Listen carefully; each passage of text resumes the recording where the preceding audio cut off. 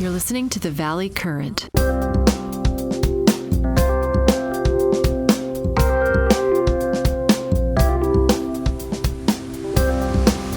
It is April 22nd, 2026, and the United States just indefinitely extended a ceasefire with Iran. Right.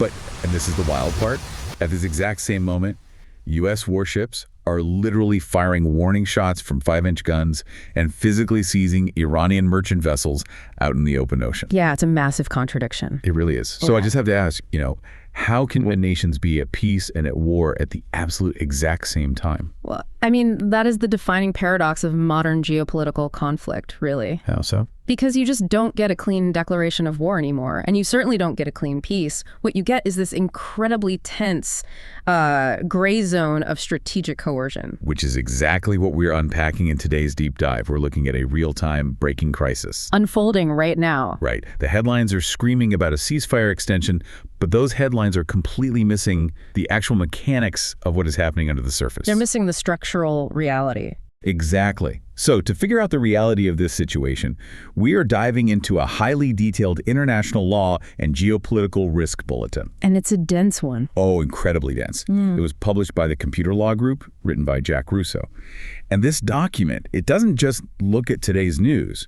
It runs the current U.S. naval blockade of Iran through the ringer of international law, game theory, and literally 500 years of naval history. Yeah, and the frameworks in this analysis, they reveal that underneath that simple ceasefire headline, there is, a high-stakes game of chicken being played out. A very dangerous game. Very. We are dealing with a deeply fractured Iranian government, a ticking constitutional countdown clock for the U.S. president that hit 0 on May 1st, and the genuinely eerie, ghostly absence of Iran's new supreme leader. It's a lot to cover, but before we jump into the deep end, I do want to make something crystal clear to you, the listener. Yes, this is important. The source material we are analyzing today deals with deeply political, highly charged events.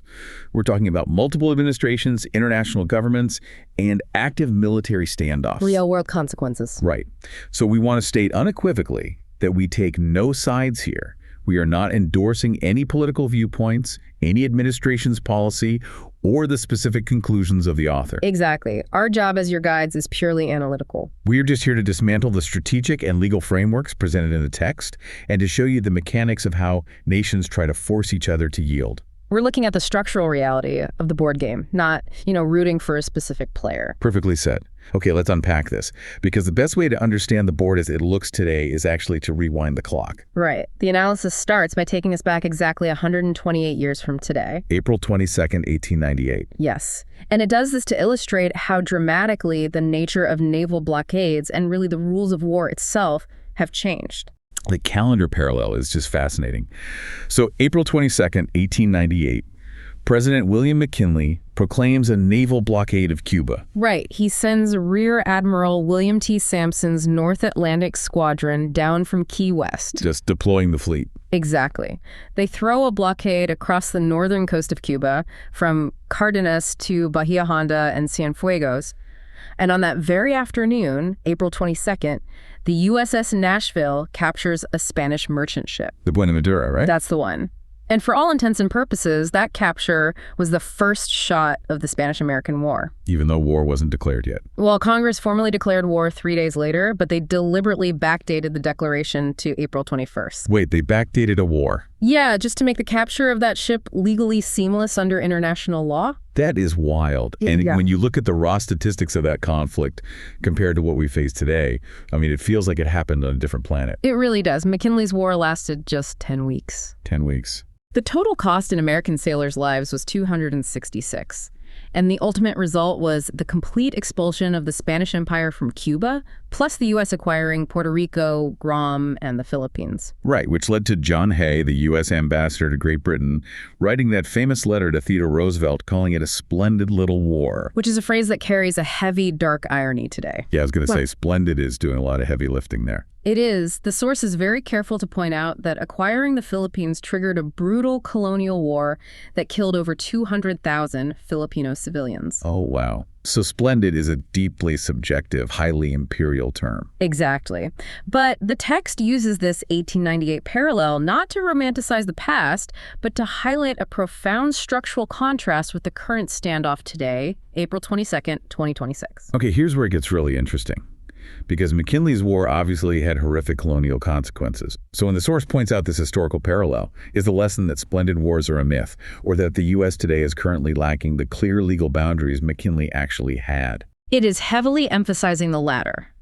The author is stripping away the romanticism of 1898 to show us the anatomy of a legally and structurally sound blockade. Because McKinley had the law on his side. Right.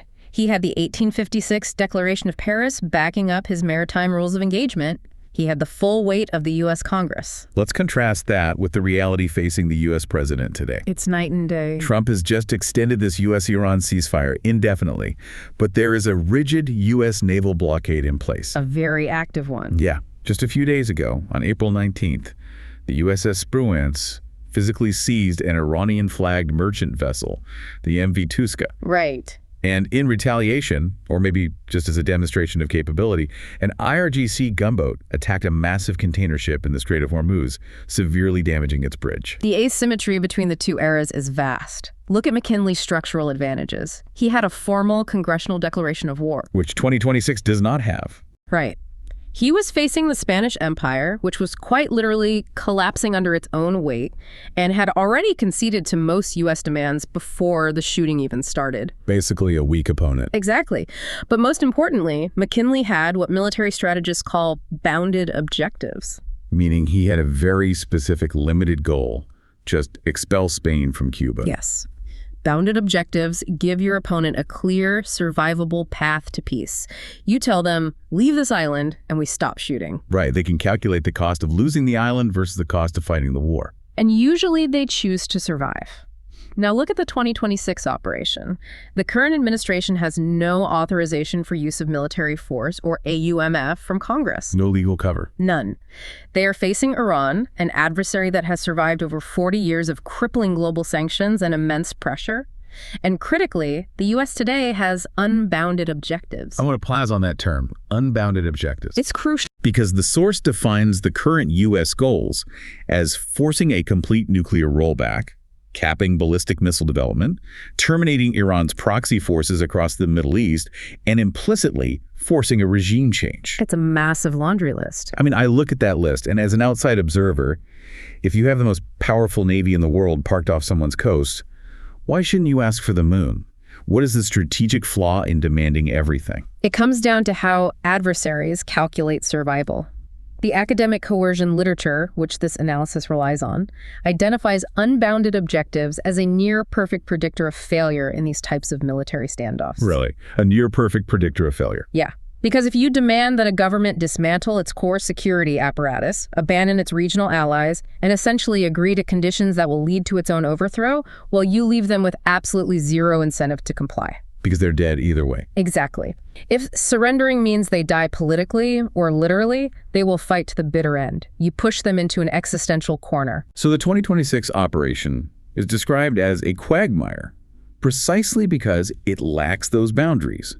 It is unbounded in its goals, legally disputed in its execution, and open-ended in its timeline. That's the structural mess we're looking at. Which brings us to the psychological reality of what is happening today, April 22nd. Because if the legal reality is a mess, the psychological battle is even more intense. Oh, no, absolutely. Let's look at the sudden ceasefire extension.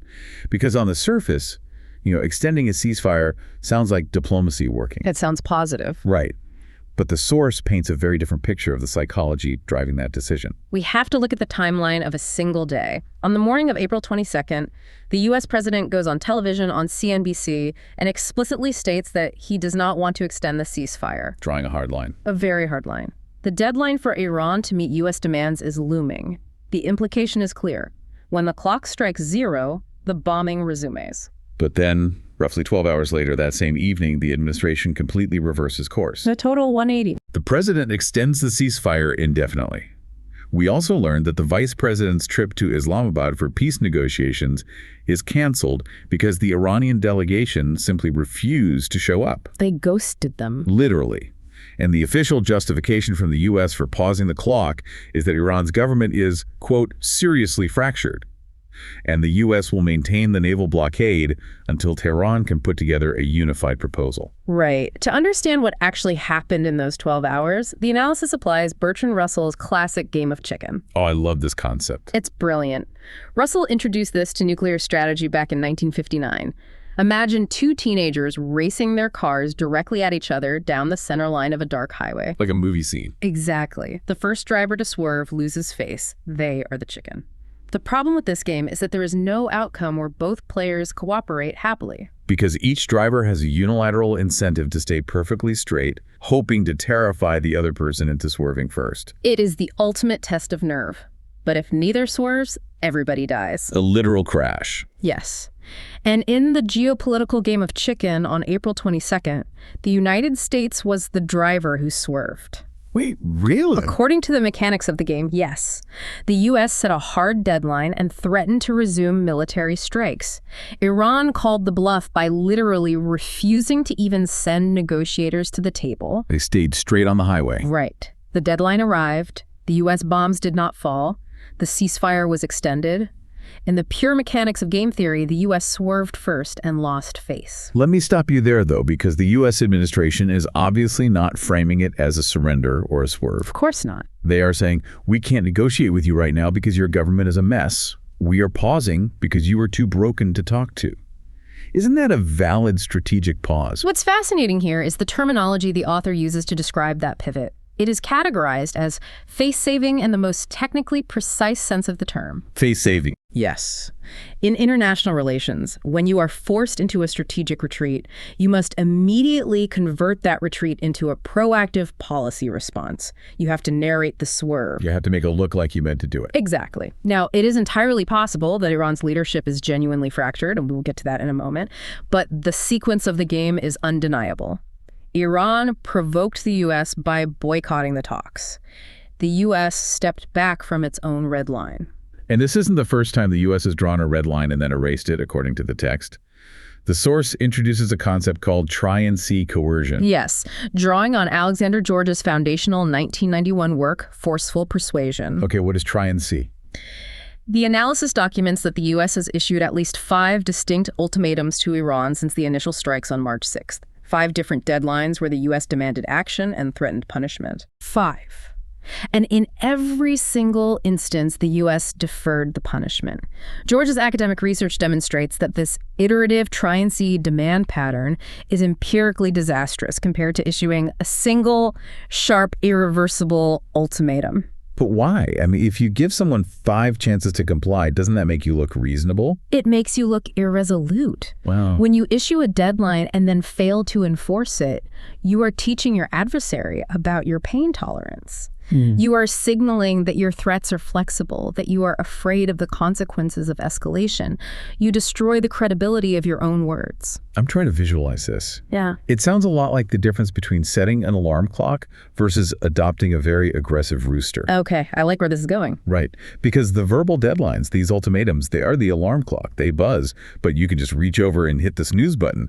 You've hit snooze 5 times. Yeah. But the physical naval blockade, the warships seizing vessels, that is the rooster. It is a physical living reality in your yard that is going to wake you up and cause chaos, whether the owner issues a new verbal threat or not. That is a phenomenal analogy. Is that why the physical presence is so much more effective? Is that why they're keeping the blockade while extending the ceasefire? It maps flawlessly onto Thomas Schelling's concept of commitment devices, which the Bulletin draws from his 1960 book, The Strategy of Conflict. Commitment devices. Right. Schelling argued that the hardest thing to do in a standoff is to convince the other guy that you aren't bluffing. Verbal threats are cheap. Anyone to talk. Exactly. To make a threat credible, you have to use a commitment device. You have to burn your own bridges or set up a physical tripwire so that the punishment happens automatically. You bring in the rooster. You bring in the rooster. The naval blockade is an automated commitment device. It inflicts continuous economic and logistical pain on Iran simply by existing. Without needing a new order. Right. It doesn't require the U.S. president to wake up every morning, weigh the political risks, and make a fresh decision to bomb a target. It is structural coercion. By keeping the blockade but extending the ceasefire, the U.S. effectively realized their verbal coercion. The alarm clock was broken. They swapped it out entirely for structural coercion. But wait. If Iran just watched the U.S. hit the snooze button on its bombing threats 5 times, doesn't Iran just assume the U.S. is weak?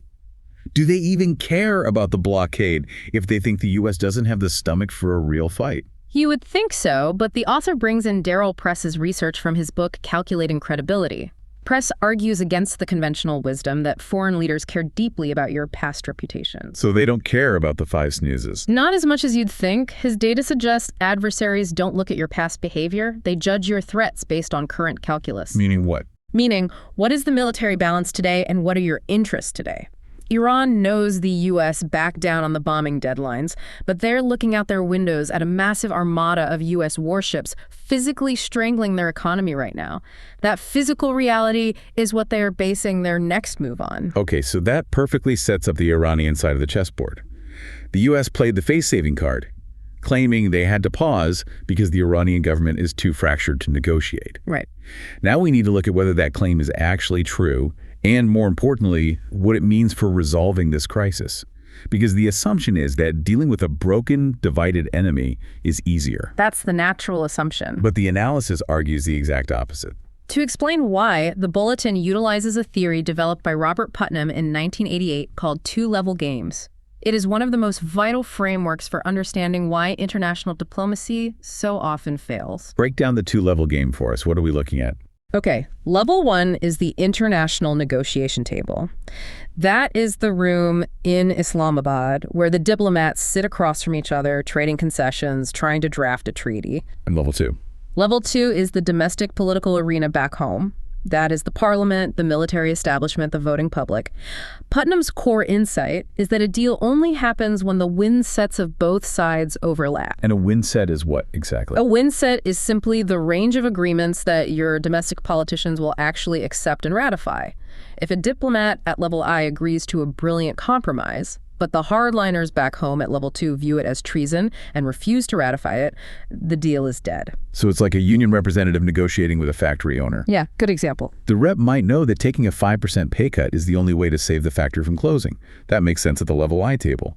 But if the rep knows the factory workers back at level 2 will literally riot and vote him out the second he brings that offer back, his win set on a pay cut is 0. He literally cannot agree to it. That is exactly it. And when that domestic level 2 is deadlocked, Putnam says it leads to involuntary defection. Involuntary defection. Right. The negotiator isn't lying to you. He genuinely might want to make the deal, but he involuntarily defects because he simply cannot deliver the ratification at home. So let's map this onto the current Iranian leadership. Yeah. Who are the factions and what do their win sets look like? The source identifies 2 main groups. Let's start with the civilian faction. The civilian faction is spearheaded by Foreign Minister Abbas Araghchi. He is a veteran career nuclear negotiator. Okay. To give you a sense of his demeanor, Wendy Sherman, the former U.S. Deputy Secretary of State, described Araghchi in her memoir as steely, determined, calm. He is a professional. Operating alongside him is the parliament speaker, Ghalibaf, and the nominal president of Iran, Masoud Pezeshkian. And what is their win set? Are they willing to deal? According to the analysis, yes, they actually have a functional win set. They recognize the existential threat of the blockade. President Pezeshkian reportedly warned internal circles that Iran faces total economic collapse in 3 to 4 weeks if this continues. Wow. Because of that fear, the civilian faction appears open to significant concessions, caps on nuclear enrichment, highly intrusive international monitoring, and perhaps a phased relief of sanctions in exchange for ending the naval blockade. So if it were just up to them, a deal could be struck tomorrow. Easily. But it's not up to them. Enter the IRGC faction. The Islamic Revolutionary Guard Corps. This faction is anchored by their newly appointed commander-in-chief, Ahmad Vahidi. And he's new, right? Yeah, he took command on March 1st, just days after the initial U.S. strikes killed the previous commanders, Salami and Pakpour. Vahidi's not a politician. He is a founding generation Quds Force officer. Hardliner. Extremely.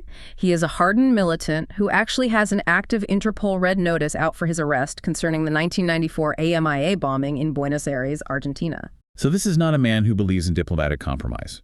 No, he views the conflict in purely existential ideological terms. And for Vahidi and his faction, the win set is essentially empty. They won't accept anything. The bulletin details that they absolutely refuse to ratify any agreement that tolerates the ongoing blockade, any deal that zeroes out their nuclear enrichment entirely, or any treaty that limits their ballistic missile programs. None of the U.S. demands. Right, and we actually saw this internal fracture spill out into the open. During the initial round of talks, the Secretary of the Supreme National Security Council, a hardliner named Zolgadar, filed a formal grievance claiming Arachi had exceeded his negotiating mandate. They actively undermine their own lead diplomat. It went further than that. A former IRGC intelligence chief, Hussein Taib, reportedly ordered the entire Iranian negotiating delegation to pack their bags and physically return to Tehran from Islamabad. Wait, they just pulled them out? That is why they didn't show up to the table. The IRGC killed the Level I negotiation to protect their Level 2 interests. Okay, I have to push back here because this goes against everything we are taught about strategy. How so? Well, isn't standard logic that you want your opponent to be divided in fighting themselves? Divide and conquer. Why is the source arguing that a seriously fractured adversary is actually the worst case scenario for getting what you want? It goes back to Thomas Schelling and what he called the paradox of weakness. Okay. It is highly counterintuitive, but in a negotiation, an adversary's internal fracture and domestic weakness can actually become their greatest source of leverage. I am struggling to see how weakness equals leverage. Walk me through that. Okay, put yourself in Abbas Arachi's shoes at the negotiating table in Islamabad. The U.S. diplomats lean across the table and say, "We demand you dismantle your ballistic missile program immediately, or we bomb Tehran." Okay. If Arachi had total dictatorial control over Iran, he might weigh the options and say, okay, I'll dismantle the missiles to save the city, but he doesn't have control. So Arachi looks back at the U.S. and says, I understand your threat, and honestly, I would love to agree to that. But Commander Vahidi and the IRGC have guns pointed at my head. If I sign that piece of paper, they will execute me at the airport when I fly home, and they will tear up the treaty anyway. I literally cannot do it. Oh, wow. So his inability to control his own military becomes his shield. Exactly. It's not a negotiating tactic. It's not a bluff you can call. It is a verifiable structural fact that his hands are tied. He is using his domestic weakness to shrink the international zone of agreement to absolute zero. Because you can't squeeze a concession out of someone who doesn't have it to give. The U.S. cannot force a concession out of someone who lacks the power to grant it. Which means when the U.S. president demands that Iran produce a unified proposal before talks can resume, he's basically asking for the impossible. He's demanding that the civilian diplomats somehow magically conquer the heavily armed IRGC politically before they even sit down to talk. The demand is analytically sound. Under Putnam's framework, Level 2 must be resolved before Level I can proceed. But as the author points out, the timeline is absurd. Because that would take forever. Right. Demanding Iran unify under these conditions means waiting for either a violent, bloody consolidation of power in Tehran or waiting for the naval blockade to inflict such catastrophic economic damage that the IRGC's institutional power collapses entirely. Which is the perfect pivot to the next major question. If diplomacy is structurally frozen because the IRGC won't let a deal happen, then the United States is relying 100% on the physical naval blockade to inflict enough pain to force a surrender. That's the only tool left. The million-dollar question is, do blockades actually work? And the analysis goes deep into a 500-year historical scorecard to find the answer. And the data they present should be a massive reality check for any policymaker banking on a quick win. The bulletin cites the foundational text on this topic, Economic Sanctions Reconsidered by Hufbauer, Schott, and Elliott. What do they find? They analyzed 115 different cases of economic sanctions and blockades between 1914 and 1990. Even using incredibly generous criteria counting partial successes as a win, they found an overall success rate of just 34%. A 34% chance of success when you are risking a global conflict in the Middle East is already a terrifying gamble. But the text notes that other scholars think 34% is wildly optimistic. Yes, the academic Robert Pape published a devastating critique of that study in 1997 in the journal International Security. Pape went back through the exact same 115 cases. And what did he do differently? He rigorously stripped out any case where the success was actually due to simultaneous military force or where the objective was so trivial it didn't matter. When he isolated the cases where economic sanctions or blockades alone forced a change in a target's major policy, he found exactly 5 successes. 5 out of 115. That is a 4% success rate. It is abysmal. Daniel Dresner's book, The Sanctions Paradox, helps explain why. Sanctions and economic threats are highly effective as a deterrent against allies countries that actually value their economic relationship with you and want to stay in your good graces. Right, because they want to keep trading with you. But once you impose them on a committed adversary, their effectiveness plummets. The academic consensus is that for a blockade to successfully change a regime's behavior, it requires a very specific set of conditions. What are those conditions? A weak target nation, extremely modest goals, airtight multilateral coordination with other countries, and a very short duration. And looking at Iran in 2026, they score a flat 0 on every single one of those conditions. A complete 0. The target is a massive resourceful nation. The goals are unbounded.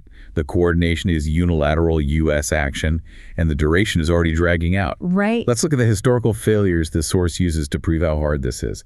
They start right here in America. The Union blockade of the Confederacy from 1861 to 1865. The Anaconda Plan. The North threw a massive naval blockade across the southern ports. And if you look purely at the economic metrics, it was devastating. Rush their exports, right? Southern cotton exports plummeted by roughly 95%. Inflation in the Confederacy destroyed their currency. But did the blockade alone win the Civil War? Absolutely not. Because they still had to fight the actual battles. Right. Historical records show that Confederate blockade runners successfully evaded capture on roughly 80% of their individual voyages. The blockade degraded the South, but it only resulted in victory because it was paired with massive grinding land campaigns. Grant at Vicksburg, Sherman's March to the Sea. The lesson being, you don't win with ships alone unless you have boots on the ground. And the U.S. is certainly not launching a million-man land invasion of Iran. Definitely not. What about World War I? The British blockade of Germany. This is a horrific example of the human cost of structural coercion. The British blockade lasted over 4 years. It triggered what was known as the Turnip Winter. The Turnip Winter. Yes, leading to an estimated 424,000 to 763,000 excess civilian deaths in Germany due to starvation and malnutrition-related diseases. Oh my God. The British even maintained the blockade for 8 months after the November 1918 armistice, just to force the German government to sign the Treaty of Versailles. That's brutal. Did it work? Technically, yes, but it took 4 years, hundreds of thousands of civilian lives, and the simultaneous military collapse of the German army on the Western Front.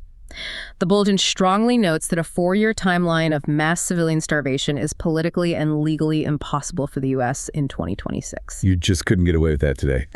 Let's move to World War II. The German U-boat blockade of Great Britain. The attempt to starve the island. The Battle of the Atlantic. German U-boats sank 14.5 million tons of Allied shipping and killed over 72,000 sailors. Winston Churchill later wrote it was the only thing that genuinely frightened him during the entire war. But the blockade ultimately failed. Why? Because the target Britain, backed by the industrial might of the United States, simply outbuilt the damage. American shipyards were launching Liberty ships faster than German torpedoes could sink them. So they just overwhelmed the blockade. The lesson for today is that determined, industrially capable targets with external partners can outlast a blockade. Iran has been surviving under a heavy sanctions regime since 1979. They have an entire parallel economy built on evasion, smuggling, and gray market oil sales to China. They know how to survive. Okay. But those are total global wars. Let's look at something more modern and targeted.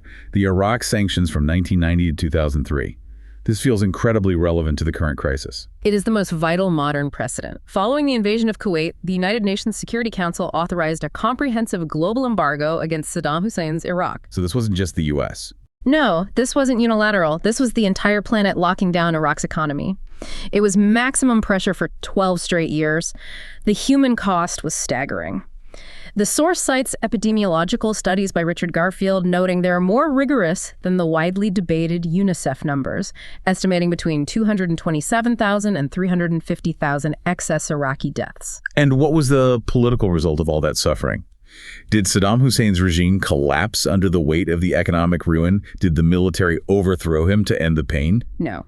Saddam Hussein remained firmly in power. Authoritarian regimes are incredibly adept at insulating their elite power structures while letting the civilian population absorb the suffering. They just passed the pain down.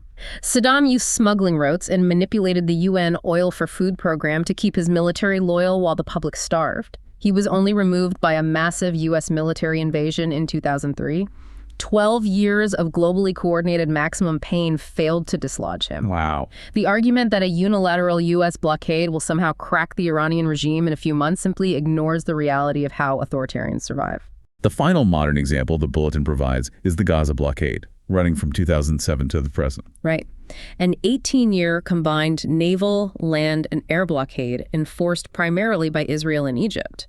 The economic impact is profound. The World Bank reported that the blockade effectively reduced Gaza's GDP by 50% and drove unemployment above 40%. Oh, again, look at the strategic result. Exactly. 18 years of absolute economic containment did not dislodge Hamas from power, it did not stop the manufacturing and firing of rockets, and it did not prevent the smuggling of advanced weaponry through tunnel networks. Because the target was an ideologically committed non-state actor with an external patron, Iran is a highly sophisticated nation-state version of that. Exactly. And the lesson from Gaza is that long-term blockades often have the perverse effect of entrenching an ideologically committed regime. It gives them a permanent external enemy to blame for all domestic suffering, allowing them to tighten their grip on internal security. Okay, so that is a deeply depressing list of historical failures, 4% success rate. But the source does not leave it there. It highlights one shining exception, the single greatest success story of a naval interception, the gold standard, the 1962 Cuban Missile Crisis. President John F. Kennedy's showdown with the Soviet Union over missiles in Cuba. It is the textbook blueprint for how to do this correctly. Okay, so what did they do right? Well, what the analysis reveals is that the reason 1962 was a success is because Kennedy meticulously engineered the exact conditions required for a blockade to work. And when you compare 1962 to 2026, the current operation fails every single test that Kennedy passed. Okay, I'm stuck on Kennedy calling it a quarantine instead of a blockade. It sounds like purely PR spin, right? Yeah. A softer medical word to make the newspaper sound less scary. But the source says it was a deliberate, highly technical legal strategy. Can we unpack why the actual word used dictates whether you were starting World War III or just enforcing a boundary? It comes down to the rigid structure of international maritime law. In the traditional law of nations, the word blockade is a specific term of art. Instituting a naval blockade against another nation is legally recognized as a formal act of war. A literal declaration. Yes. If Kennedy had gone on television and announced a blockade of Cuba, he would have been legally declaring war on both the sovereign nation of Cuba and the Soviet Union, whose ships were approaching. Which means the Soviets would be legally justified in firing back immediately. Precisely. Kennedy had a brilliant legal advisor at the State Department named Abram Chase. Chase realized that they needed to stop the ships, but they couldn't trigger a war. Chase also specifically told Kennedy not to rely on Article 51 of the UN Charter. Okay, I'm going to need you to ELI 5 explain, like I'm 5, what Article 51 is, because the source throws around a lot of UN Charter numbers. Sure. Article 51 of the UN Charter guarantees a nation's inherent right to self-defense if an armed attack occurs. It's the right to shoot back. Simple enough. Many in the military wanted Kennedy to say that placing nuclear missiles 90 miles from Florida constituted an armed attack, justifying self-defense. But Chase warned that expanding the legal definition of an armed attack to include just moving weapons around would set a catastrophic international precedent. Oh, I see. Any country could claim self-defense to attack a neighbor building up arms. Exactly. So if they couldn't call it a blockade and they couldn't claim self-defense under Article 51, what legal cover did they use to stop Soviet ships? Yeah, how did they do it? They engineered a new legal category. They called it a quarantine, and they defined it as a limited interception focused solely on offensive weapons rather than a total embargo on all trade. A very specific scope. Right. And to get legal authorization, they went to the Organization of American States, the OAS. Utilizing Article 6 of the 1947 Rio Treaty and Article 52 of the UN Charter, which allows for regional security arrangements, they secured a unanimous 19-0 vote from the OAS authorizing the quarantine. Yeah. Unanimous. So Kennedy secured multilateral regional legal authorization. He wasn't acting alone as a rogue superpower. He was enforcing a regional mandate. That is a masterpiece of legal maneuvering. And strategically, Kennedy had bounded objectives. Highly bounded. He demanded the removal of the offensive nuclear missiles. Full stop. He did not demand that Fidel Castro step down. He did not demand the Soviet Union change its government. He just wanted the missiles gone. And crucially, he provided a secret face-saving off-ramp for the Sumkians. The famous back channel. Yes. The U.S. Attorney General Robert Kennedy met secretly with the Soviet ambassador Anatoly Dobrynin. They struck a quiet deal. If the Soviets publicly removed their missiles from Cuba, the U.S. would wait a few months and then secretly remove its own obsolete Jupiter nuclear missiles from Turkey. Right. It gave Soviet Premier Khrushchev a private victory he could use to justify backing down to his own hardliners. If 1962 is the Mona Lisa of strategic coercion, what does 2026 look like? Yeah. How does the current situation stack up? It looks like a finger painting in comparison. The 2026 operation fails on every metric. First, there is no multilateral legal cover. The U.S. attempted to get a UN Security Council resolution authorizing the action, but it was vetoed by Russia and China on April 7th. Strike one. Second, there is no nuanced quarantine spin. The current administration is explicitly and loudly calling it a blockade. The bulletin notes that international legal scholars at platforms like Lawfare, Opinio Juris, and the Balkanization blog are already publishing papers arguing that the U.S. is officially committing an act of war under international law. Which means any Iranian retaliation is legally framed as self-defense. And we've already discussed the unbounded objectives. They want nuclear dismantlement, proxy termination, the works. Exactly. And there appears to be no secret Jupiter-style off-ramp. If there are back-channel communications, they are being routed through Pakistani mediators in Islamabad, which is a slow, leaky, and far less reliable mechanism than the direct brother-to-ambassador channel Kennedy utilized. It's just inherently riskier. In fact, the legal standing of the U.S. is so fragile that the source quotes a 1963 article by legal scholar Quincy Wright, who argued that a unilateral blockade without UN authorization is a direct violation of Article 2.4 of the UN Charter. Okay, explain Article 2.4. What does that actually prohibit? Article 2.4 is the core rule of the post-World War II order. It prohibits the threat or use of force against the territorial integrity or political independence of any state. By maintaining a unilateral blockade, the U.S. is arguably committing an illegal act of aggression. That's a massive deal. And the irony is, Iran can't even take the U.S. to the International Court of Justice to fight this, because the Trump administration previously terminated the 1955 Treaty of Amity between the two countries back in 2019, severing the court's jurisdiction. So the law is not going to save the day here. Yeah. The international courts are locked out. The UN is paralyzed by vetoes, and the diplomatic back channels are severed. It all comes down to raw power and, most importantly, time. Time is the critical factor. Which brings us to a really important part of the deep dive, the ticking clocks. We know from the historical scorecard that blockades take years to work, if they work at all. But the source reveals that the United States absolutely does not have years to wait. There are immediate, hard deadlines closing in fast. This is where domestic American constitutional law violently collides with international strategy. The bulletin outlines a dual clock scenario. The first is the U.S. legal clock, which is governed by the 1973 War Powers Resolution. Let's walk through the timeline on this. The military campaign that triggered all of this, Operation Epic Fury, began with strikes on February 28, 2026. Yes. And following the law, the executive branch filed its required 48-hour notification report to Congress on March 2nd. Under the War Powers Resolution, that filing starts a strict 60-day countdown clock. 60 days to do what? The president has 60 days to either secure explicit congressional authorization for the use of military force, or he must cease hostilities. That 60-day clock expires in exactly 9 days on May 1st, 2026. 9 days. Even if you factor in the 30-day withdrawal period allowed by the law, the absolute hard constitutional limit for unilateral executive action is May 31st. I'm going to use an analogy here. It's like a constitutional Cinderella scenario. I like that. The president gets to act like a wartime commander-in-chief at the ball for 60 days, but on May 1st, the carriage turns back into a pumpkin, and he needs Congress to give him a new carriage. But Congress isn't playing along, are they? Not at all. The Senate has already rejected war powers resolutions regarding Iran 4 separate times, most recently on April 15th by a vote of 47 to 52. So they're saying no. There is no Iran-specific AUMF on the books. The old 2002 Iraq authorization was repealed, and the 2001 post-9/11 authorization, which has been stretched to cover operations all over the world, simply cannot credibly be stretched to cover a sovereign naval blockade of Iran in 2026. The president has run out of legal road. So if the clock hits zero on May 1st, and Congress hasn't authorized the war, how on earth is the executive branch planning to justify keeping warships off the coast of Iran? How do they argue the pumpkin is still a carriage? They are relying on an incredibly controversial legal interpretation, first deployed by the Obama administration during the 2011 intervention in Libya. Was the argument?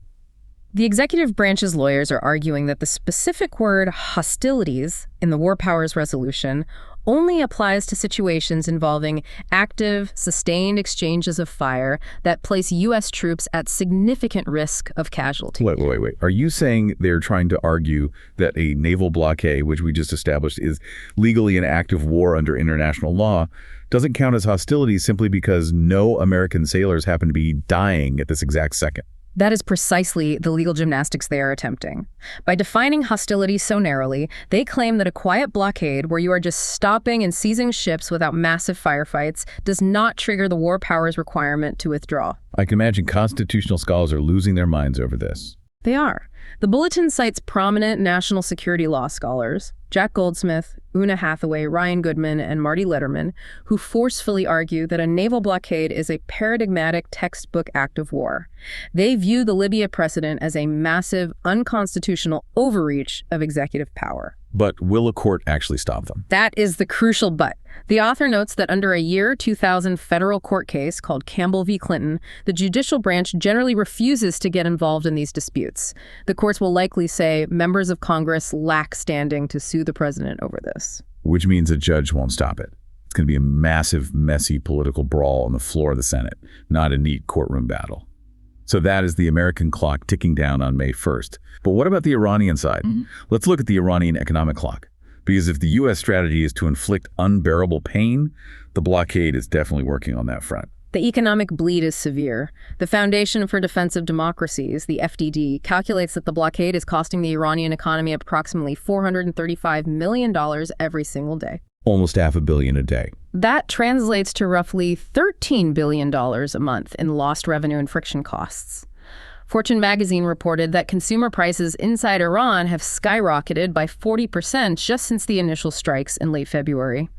There are credible reports that the Iranian government is struggling to meet its basic payroll obligations for civil servants. To any normal listener, 40% inflation in 2 months and the government running out of cash sounds like a nation on the brink of total collapse. That sounds like the rooster is doing its job. It does. But we have to go back to what we discussed earlier, the IRGC.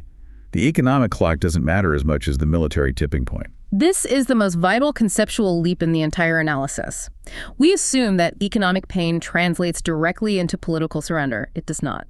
The bulletin uses the 1988 Iran-Iraq ceasefire to prove how the Iranian military establishment actually calculates defeat. How so? In the late 1980s, Iran's economy was shattered by 8 years of trench warfare with Iraq. But the IRGC did not want to quit. The IRGC commander at the time, Mohsen Rezai, wrote a secret letter to the supreme leader, Ayatollah Khomeini, explicitly admitting that they could not achieve a military victory within the next 5 years because they lacked advanced weaponry. So their own commander admits they can't win, the economy is ruined, but they still don't surrender. What finally forced them to capitulate? A horrific incident in the Persian Gulf on July 3, 1988. The USS Vincennes, an American-guided missile cruiser, mistakenly identified a civilian airliner as an attacking fighter jet.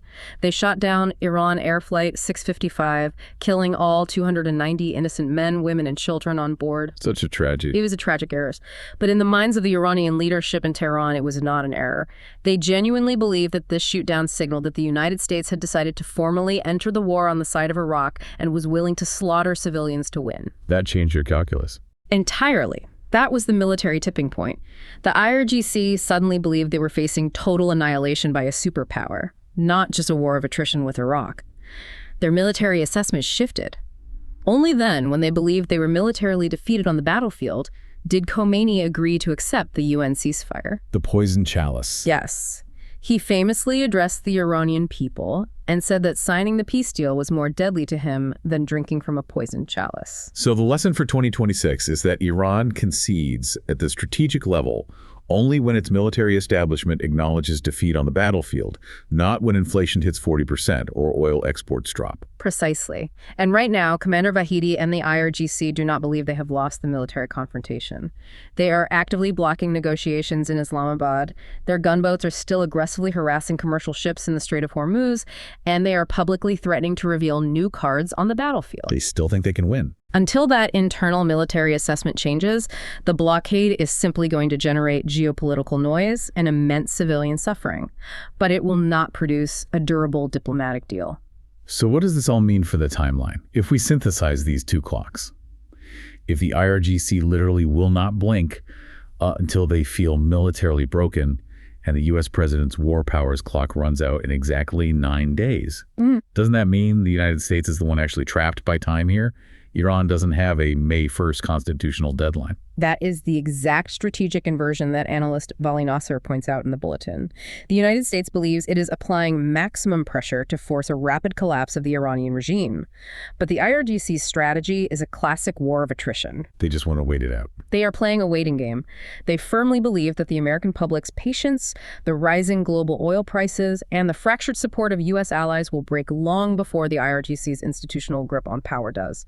They aren't playing chicken on a highway. They're playing a long, slow game of siege warfare, and they think the U.S. will exhaust itself first. Which brings us perfectly to the final major section of our analysis, the so what. Right, the real-world impact. We have covered the grand strategy, the game theory of chicken, the legal nightmares of the war powers resolution. But what are the actual implications for the listener? If you are sitting in traffic listening to this, or running a business, how does this geopolitical standoff in the Persian Gulf impact the real world outside of Washington and Tehran? The analysis breaks the real-world impact down into 3 primary sectors: energy and maritime markets, tech and export compliance, and corporate governance. Let's start with energy. Okay, energy and maritime. The Strait of Hormuz is the most critical oil choke point on the planet, and it remains violently contested. The IRGC gunboat attack on the container ship this morning proves that commercial shipping is still in the crosshairs. Because of this active threat, war risk insurance premiums for commercial vessels have been oscillating wildly. Explain how that insurance works, because those costs inevitably trickle down to the consumer, right? If you're wondering why this legal definition of a blockade matters to you, look at gas prices. Exactly. When a ship enters a designated war risk zone, the insurers charge an additional premium based on the value of the ship's hull. Normally, this might be a tiny fraction of a percent, but during this crisis, the bulletin notes premiums have swung from 0.125% all the way up to 5% or even 10% of a ship's total value for a single voyage. That's a massive jump. If you are sailing a ship worth $100 million, you might have to pay $10 million in insurance just to traverse the strait. And the fact that the U.S. Navy seized the MV Tuska proves this isn't just a passive paper blockade. Ships are actively being captured. Which means the shipping companies either pay the astronomical insurance or they route their ships thousands of miles around Africa, adding weeks to supply chains. And either way, the price of oil goes up. Yes. The base case for WTI crude oil is currently sitting elevated at around $90 to $100 a barrel. But the analysis warns that if the U.S. resumes military strikes after the May 1st deadline, or if Iran escalates its attacks on shipping, the price could easily spike back to the $115 to $125 range we experienced during the initial outbreak of conflict in early April. Which impacts inflation globally. What about the second area, tech and export compliance? This goes back to the legal vulnerability of the blockade. Because the U.S. blockade lacks authorization from the UN Security Council, it is considered legally vulnerable and perhaps entirely illegitimate by much of the international community. So other countries might just ignore it. Exactly. This means the U.S. is highly susceptible to allied defection. Other nations, particularly in Asia or the global south, might decide they are not legally obligated to respect a unilateral U.S. blockade. This opens up massive avenues for third country routing. What does that look like in practice? Well, advanced technologies or dual-use goods are legally sold to a neutral country and then smuggled across land borders into Iran. For global tech companies trying to manage their export compliance, this lack of international consensus makes navigating the rules an absolute nightmare. And the final area of impact the source covers is corporate governance. The bulletin includes a stark warning that corporate boards of directors need to make specific risk disclosures ahead of their Q1 earnings filings. This is perhaps the most legally perilous aspect for multinational corporations. It involves international humanitarian law, or IHL. Because the blockade is legally disputed, any corporation that interacts with it carries massive third-party legal exposure. The bulletin specifically cites paragraphs 102 and 103 of the San Remo Manual on international law applicable to armed conflicts at sea. Okay, ELI 5, time again. What is the San Remo Manual and what do those paragraphs say? The San Remo Manual is a widely respected legal document that outlines the rules of naval warfare. Paragraphs 102 and 103 specifically deal with the concept of disproportionate civilian harm. Disproportionate harm. They state that a blockade is entirely illegal if the damage and starvation inflicted on the civilian population is disproportionate to the concrete military advantage gained. The warning for corporations is this. If a global logistics company, a bank, or a shipping firm provides services that support the enforcement of this blockade, and international courts later determine the blockade is illegally starving Iranian civilians, those corporations could potentially face severe civil liability or even criminal charges in third country jurisdictions. It feels like global shipping executives and tech export managers are suddenly being forced to act like international human rights lawyers just to legally file their quarterly earnings reports. That's essentially what's happening. Is the real danger here not just a sudden military escalation, but a slow, grinding paralysis of global trade because no corporation knows what is legally safe to do anymore? You've hit the nail on the head. Uncertainty is the ultimate tax on global business. A legally disputed unilateral blockade without a UN mandate means every company doing business across borders is essentially blindfolded in a legal minefield. The friction it adds to global supply chains is immense. And if we connect this back to Vali Nasser's point earlier, that friction, the rising gas prices, the paralyzed trade routes, the persistent domestic U.S. inflation, that is exactly the leverage the IRGC is counting on. They are banking on it. They are absorbing the economic blow, betting that the disruption to the global capitalist system will eventually force the U.S. politicians to back down to save their own economies. It's a very calculated risk on their part. We have covered an incredible expanse of ground today. We started in 1898, contrasting McKinley's legally bounded splendid little war with the unbounded, legally murky quagmire of 2026. Right. We dismantled the psychology of the ceasefire using Bertrand Russell's game of chicken, revealing how the U.S. realized their verbal alarm clock was being ignored, so they swapped it for the automated physical commitment device of a naval blockade. The rooster. The rooster. We applied Robert Putnam's two-level game to Iran's internal politics, demonstrating the counterintuitive reality that the IRGC's hardline refusal to negotiate doesn't make Iran weaker. It actually shrinks the diplomatic zone of agreement to zero, giving the civilian negotiators the ultimate shield. The paradox of weakness. Yes. We then reviewed a 500-year historical scorecard to show that solitary naval blockades have a dismal 4% success rate, failing against entrenched authoritarian regimes from Saddam's Iraq to Hamas in Gaza, unless they are paired with overwhelming land power or flawless multilateral consensus like Kennedy had in 1962. The numbers don't lie. And we watched the dueling clocks tick down.